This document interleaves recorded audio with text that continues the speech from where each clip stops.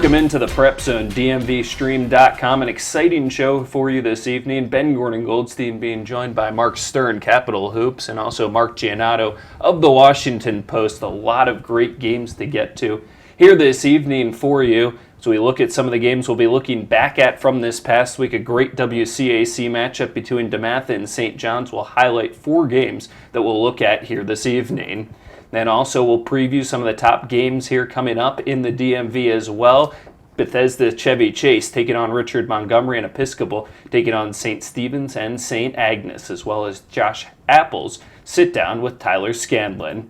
A lot of ways to watch the show. You can always catch it on DMVSTREAM.com on demand, locally Fairfax County as well. You see 3 times that you can see it here this week, beginning Thursday at 10 p.m. Then you can also check it out, Red Apple 21, bunch of times to catch the show throughout the week.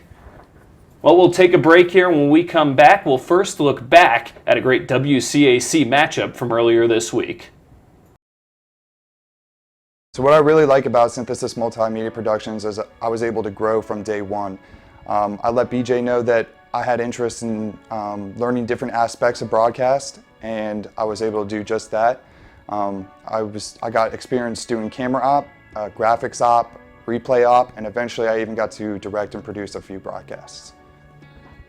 Now I'm working for Henninger Media Services in Arlington, Virginia. I'm a quality control technician for them, which means I go through programs before they air on television and make sure they're up to broadcast specifications. So what I learned during my time with Synthesis was the importance of teamwork. We're really a team at Synthesis. Everyone gets along great. There's a really fun atmosphere. Nobody's afraid to ask questions. Everyone's trying to teach each other things and learn what we can from each other. Synthesis prepared me for what I'm doing now by putting me into high-pressure, time-sensitive situations. It really tested me and allowed me to see how I work and handle high-pressure situations.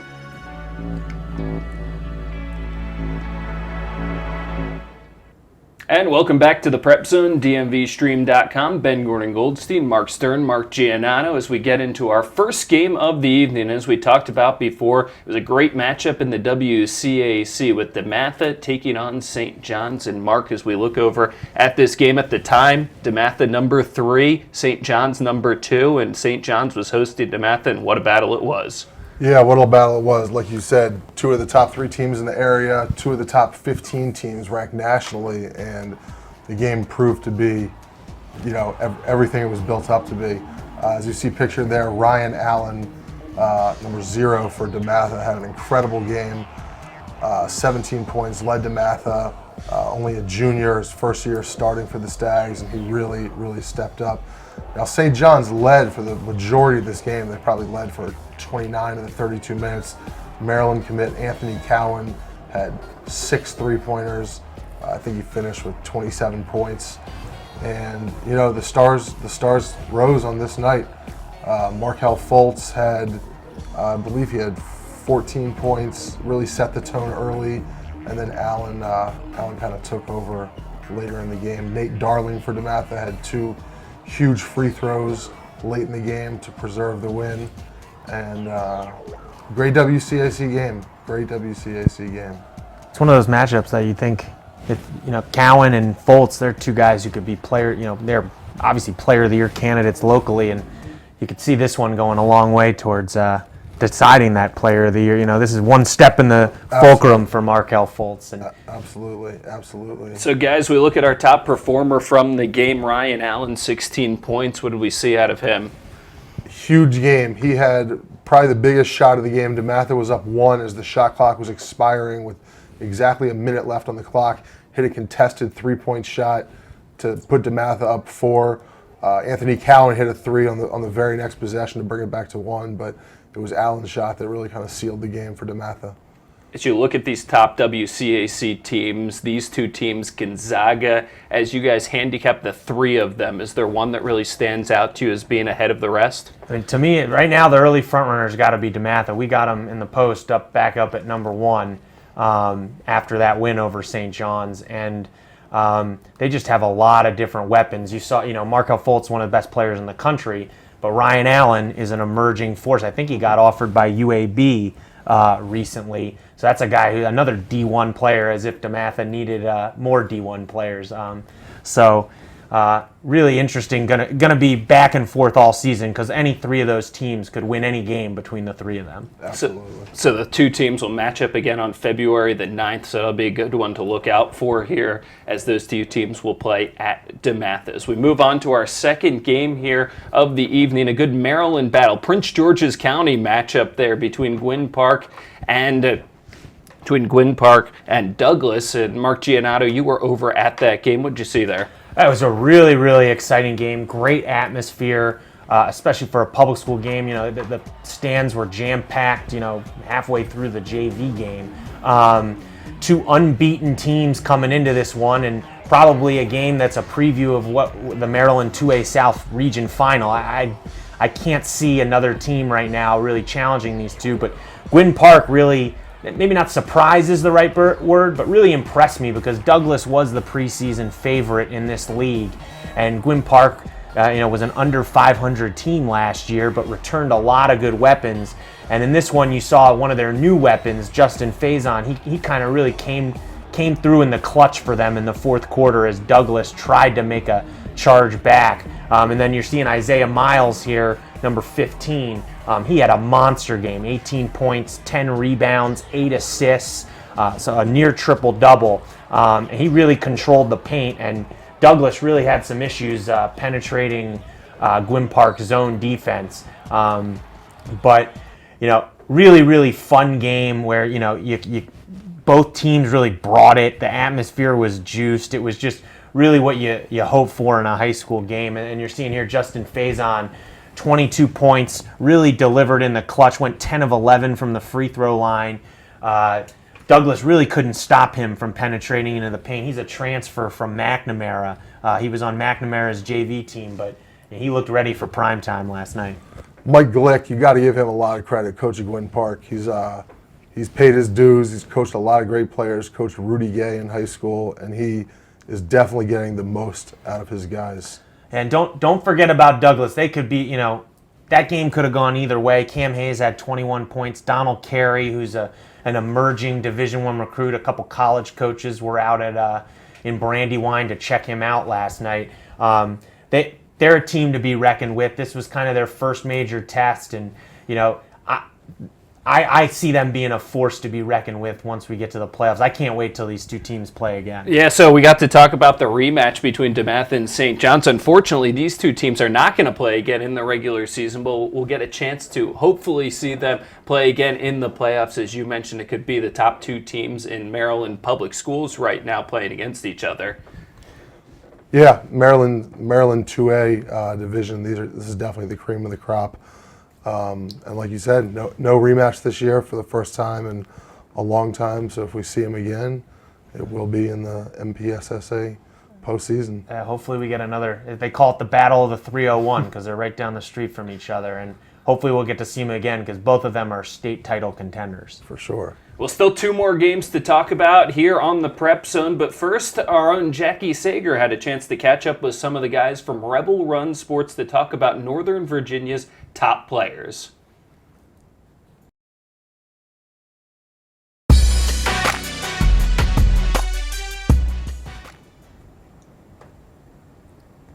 Welcome to the Prep Zone at DMVSTREAM.COM. I'm Jackie Sagar, and I'm here with John Moore and Rob Giampapa from Rebel Run Sports and Entertainment. Hi, guys. How are you? How you doing? Good. They're here to tell us a little bit about the top basketball players in Northern Virginia. Let's start with the girls, Rob. All right. Well, first I want to talk about Jada Graves at Edison. She's unbelievable. I watched her take over a game against Fairfax 2 weeks ago in the fourth quarter. I mean, she was unbelievable. Had 23 in the game. She averages 19 a game. She can get to the basket at any point. She gets to the free throw line. She is fun to watch. Next, Battlefield, they're 13-1 right now. Taylor Baltimore is their point guard. She is amazing, and she is on a mission. She told us before the year started that their goal is a banner, and that's it. They don't have any other goals. That's the banner. She's averaging 14 points, three assists, 4 rebounds, and shooting 80% from the line. Next, Fairfax. Fairfax is terrific. They have Noelle Taylor. She scores 13 a game. They've got Jalita Montgomery, who scores 12. She's got 4 rebounds and 3 assists a game. And Alex Wendling scores 12 a game, and most of it is by threes. I watched her hit 4 threes in the first quarter against Edison in that game that she played against Jada Graves. They are great, but if I had to pick one, it'd be Oakton. Oakton, they are tough. Senior Alex Marquise, she averages 13 a game, and she runs that team extremely well. She knows what she's doing. She's in complete control. But they have a 1-2 punch in the post of Maddie Royal and Delaney Conley. They got 30 points a game between them, and Royal last night blocked about 15 shots. I mean, she was everywhere for them. She's unbelievable. All right, wow. Now let's move on to some of the top boys in the area. John? All right, let's start at Westfield. That's the school that I call Championship High in this area. It seems like they're winning everything. Tyler Scanlon gets all the credit, and rightfully so. But Blake Francis, if you go watch Westfield play, he's the guy who really makes them go. So he's averaging 22 points a game, left-handed sharpshooter. He kind of does everything, lockdown defender, so he's worth watching. Over at Battlefield, senior Blake Pagan, he's hustler all over the boards. Reminds you a little bit of a Dennis Rodman type player, but a little better on offense somehow. Averaging 22 points a game, and then junior Shanari Street over there with 13 points a game. He's averaging 19 rebounds a game in his last 4 games, so he's really coming on as well as the Battlefield team is. And welcome back to the PrepZone, DMVSTREAM.com. Ben Gordon Goldstein joining me, Mark Stern, Capital Hoops, Mark Giannato of the Washington Post. And guys, we move into our third game of the day, game that both of you were at. It was Quince Orchard versus Gaithersburg, a matchup of a couple of Gaithersburg schools, and a pretty good one here. Yeah, it was. Both teams had success going into this game. The game could have gone either way. Quince Orchard pulled it out at the end, led by junior John Firestein. Firestein had a great game. Teammate Daniel Dorsey, who's a sophomore, and Matt Kelly, who's a junior, also had great games. On the Gaithersburg side, senior Andy Kwiatkowski, senior, more of a perimeter threat, had a great game. And a name a lot of people are probably familiar with, Anthony Tark's younger brother, Nenda Tark, only a sophomore, shows a lot of flashes, had a big dunk in that game, and he'll be a player to reckon with in Montgomery County for the next couple of years. What did you think of that game, Mark? I thought it was emblematic of what you're going to see in Montgomery County all winter. There's about 6 or 7 teams. Any one of them could beat the other on any given night. And you saw here, Quince Orchard jumped out to an early double-digit lead, and then Gaithersburg put this trapping defense on in the fourth quarter. And Quince Orchard, panicked a little bit, to be quite honest, but they were able to get their bearings in time down, in the last minute or two. But Gaithersburg kind of showed me something there. They kind of probably showed a formula that could work for them going forward in terms of speeding teams up. But QO looks like a team that could do a lot this year. I think they're 9-1 now. But like I said, Montgomery County is a free-for-all this year. There's a lot of pretty good teams in that area. Yeah. So Mark Stern, you mentioned our key player that we just saw there, John Fierstein. Quite a game from him. What did you see out of him in that game? Yeah, well, I would say he's the county's best non-senior junior. I mean, great player. He's ranked in most ranking publications for players in the DMV. He does a little bit of everything, inside, outside, plays the guard, plays the forward, played the lead guard for a good portion of that game. And he's just a very good all-around player for Montgomery County. One thing, Quince Orchard doesn't have much size at all. I think Daniel Dorsey may have been their best inside presence. And not that Montgomery County has a ton of teams with size, but when your front line goes 6'1", 6'2", it may come tough come tournament time. And it was interesting. I mean, even the players admitted after the game, the ending of that was not really what they wanted to see. It'll be a growing experience for them because they were up, I think, 11, 13 points and really had to eke it out at the end. But you can see them growing. They're a smart team. They're well coached. And they've really had some success here early in the year. So Quince Orchard gets Northwest in their next game, and then Gaithersburg will try to bounce back against Clarksburg in their next game. As we move on to our final game, a couple of top 20 teams here in the Washington Post rankings. National Christian took on Riverdale Baptist, and this turned into a bloodbath, Mark Giannotto. Yeah, I mean, I was surprised. I thought this was going to be a really close game, but National Christian just really turned it on in the second half.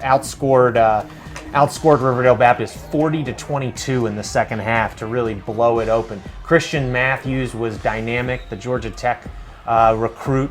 He had threes. He had a monster dunk at the end of the game where he just dunked over a poor Riverdale guy. But this was a really impressive performance by National Christian. Timothy Bing, their point guard, had 18 points, was really good from outside shooting the ball. And Muhammad Kabir had another good game. All-around kid, going to the Citadel, maybe. Some things going on there. But they play again, and I'll be interested to see how Riverdale responds, because this was one of those games where National Christian just got rolling and, things just didn't go their way in the second half. Riverdale Baptist, you saw that three-pointer by Christian Matthews. That was a buzzer beater at the end of the first half. That gave National Christian the lead after Riverdale had jumped out early, and I think that was a real momentum builder for them going into halftime. You see here, Christian Matthews, guy can put the ball in the basket better than maybe anyone in the area. He can shoot from outside, he can hit the mid-range, he can take it to the hole, and he was fantastic in this one. So it'll be interesting to see when they play again, because they do a true round robin in the Capital Beltway League, because Riverdale is a very talented team this year. Right, so a 19-point loss you mentioned, and that will be interesting to see the rematch between these two teams. Is there something Riverdale Baptist can change in that game to try to have a little more success? Well, I think it would have been a different game. Riverdale really struggled from the free throw line. They went 12 of 34 from the free throw line. So you look at that, they shoot decently. I mean, it's a different game. Right. Which is why I'm saying, National Christian got on a roll, but I don't think these teams are a 21-point difference in team. National Christian's really good, but so is Riverdale Baptist. So they need to do that a little better, and just in general, they need to shoot the ball better, get better looks against zone defenses. They struggled a little bit with that, and Jamal Wright, who's a really talented point guard for them, transferred from Bullis. He had 14 points, but didn't really turn it on until the fourth quarter when the game was kind of out of hand. But other than that, he's had a really, really good year this year. I think you're seeing him sort of adjust to a new team over time here, but ultimately he's their best player, and when he takes over, there's not a lot of point guards better than him in the area. So I would expect him to really assert himself more when they play again later in the year. So National Christian up to number 5 in the Washington Post rankings, behind those 3 WCAC teams that we mentioned, and then also Woodson as well at number 4 coming in those rankings. Well, we'll take a break here on the Prep Zone. When we come back, we'll have a look at the folks over at Evolution Basketball Training to demonstrate how you can work on your offhand even in season. This is a good one right here, the weak hand finishing series. We all have trouble with it, so go ahead and grab 2 balls for this one. We keep our strong hand cupped in real tight. We don't even want to think about that hand right now. Attack each cone, making a strong in and out move with 1 dribble in between. Remember to stay low and keep those eyes up. Step in between the cones with that dominant foot to really sell the move. Keep your hand on top of the ball and roll it from hip to hip. When you get to the end of the cone, shift your feet and attack the hoop.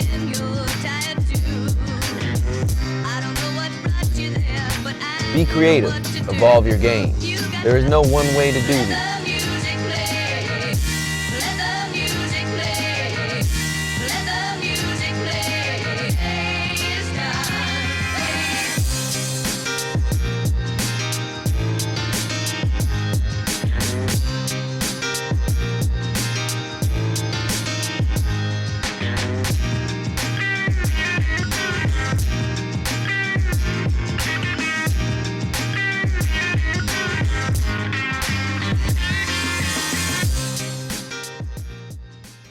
What's the Move Wednesday is sponsored by DMVStream.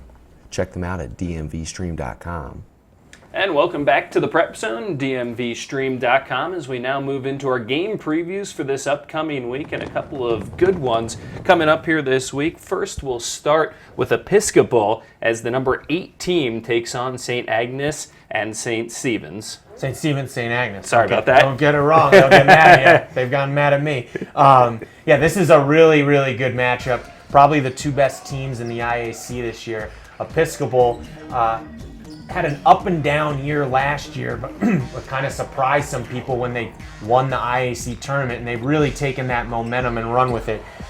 Nick Reed is their leading scorer, really good guard. And then they've got a junior, George Mwanda Kalima, who's played really well here this season. And then inside, they've got Edwin Abube, who's a very good player, gotten better, steadily improved over the course of the year. But St. Stephen's is no slouch. They came in ranked during the preseason. Denmark Slay is a really dynamic scorer for them. And then Donovan Totley is a point guard, a young guy who's really shown some flashes the few times I've seen him. I think you could see him emerge as a potential D1 recruit here as he gets older.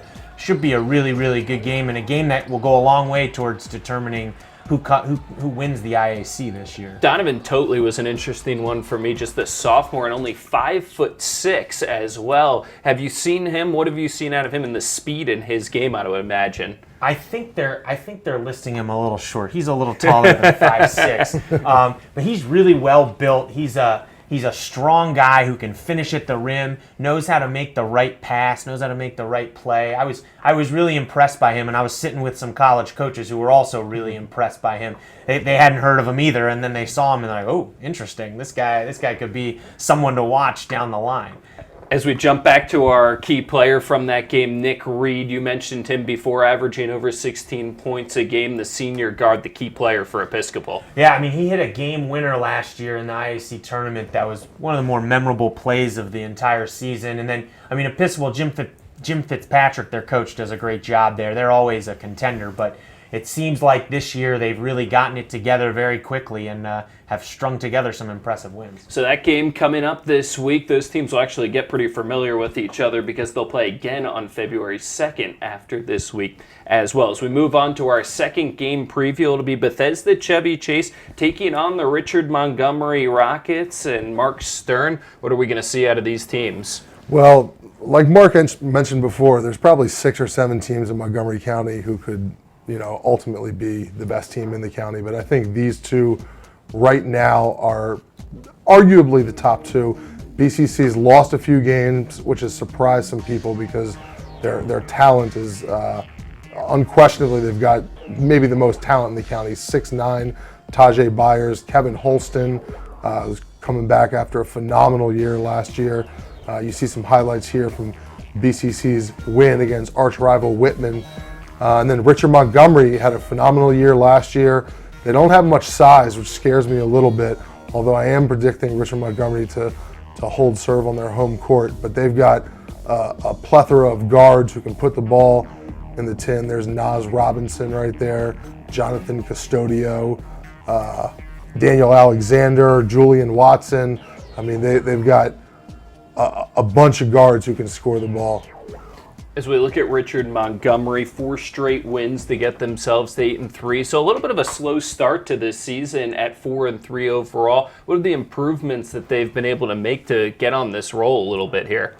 I think they've really just kind of bought into David Breslaw, their head coach, who actually used to coach at BCC. They've really bought into his system. They play kind of a frenetic style of basketball. They get up and down. They like to press.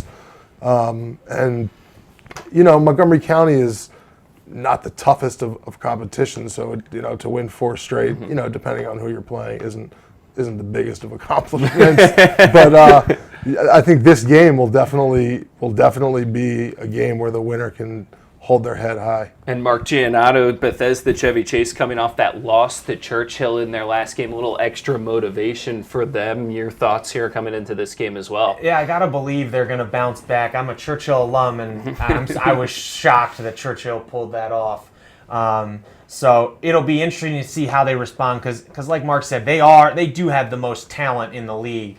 And they showed it last year. They made the state finals, which doesn't happen very often for Montgomery County teams. You see Kevin Holston here. He is a dynamic player on the perimeter, and I wonder when his mind is right and he's totally focused. I wonder if there's a player better than him in the county. So far, it's been up and down, it seems, for BCC, which can sometimes happen with teams that are coming off big years. Maybe you're a little overconfident, not focused, but you got to believe some of these early setbacks they've had will set them up maybe to maybe refocus and really get going here down the stretch, because talent is not the question with them. And they showed that last year, so it will be interesting to see. This is a nice little test for them to really kind of prove that they're back on track. So we come down this stretch on our show, and so let's quickly get into some of our picks for these games as we look at Bethesda, Chevy Chase, and Richard Montgomery. And, well, Mark, you're the differing one of the two. Yeah, actually, I went to BCC. I'm very familiar with both of these programs, know both of their coaches very well. And BCC has just been real up and down this year. And I think Richard Montgomery, I don't know. I just see I see them winning this game. They've got a good home court, and I just see their guards getting it done. Mark Giannotto, your pick? I'm going BCC here. I'm skeptical about it, especially with a BCC alum picking against him.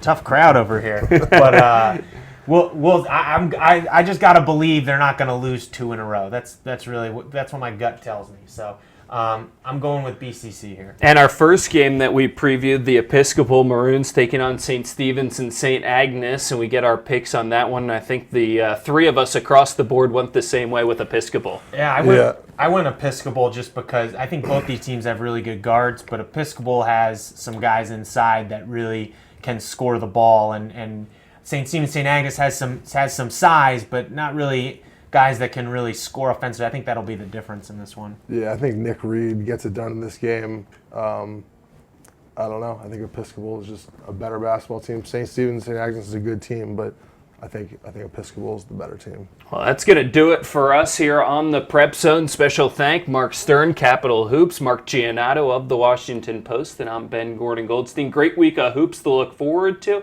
Make sure to tune in to DMVSTREAM.com.